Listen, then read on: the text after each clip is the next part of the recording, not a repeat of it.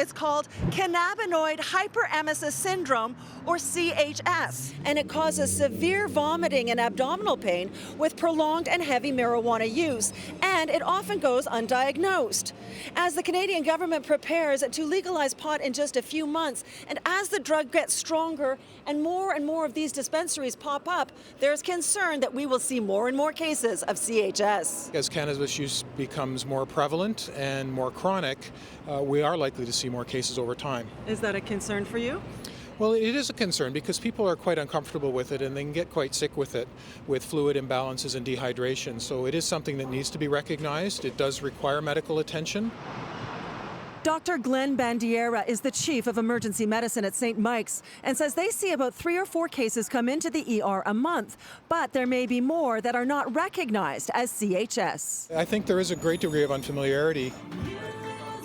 Dr. Bandiera says it's important to raise awareness that this can be a side effect of chronic marijuana use. Jody Emery is a former dispensary owner and is very well versed in the effects of cannabis. She says it's paradoxical because people often use cannabis as a treatment for nausea. And she continues to firmly believe the health benefits outweigh any negative effects. She has heard of only one person who has had this severe reaction of nausea or vomiting, but it didn't happen after smoking pot.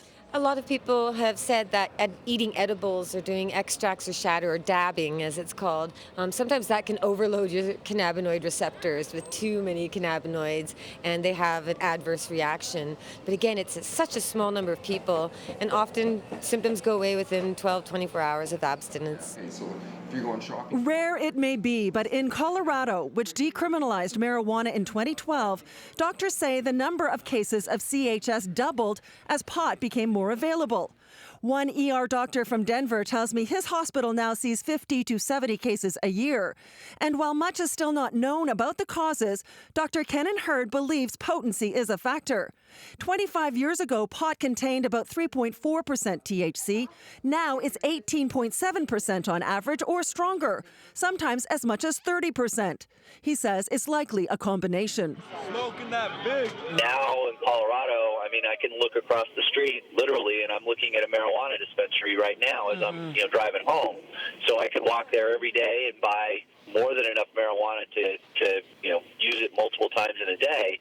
And then you throw on top of that the THC content of the marijuana we're seeing is much higher. It sort of makes sense that that is probably why we're seeing more. Experts say there is only one cure for CHS, and that is to stop using cannabis.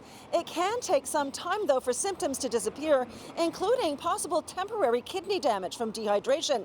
But they say most people will make a full recovery. In Toronto, I'm Pam Seatle, City News.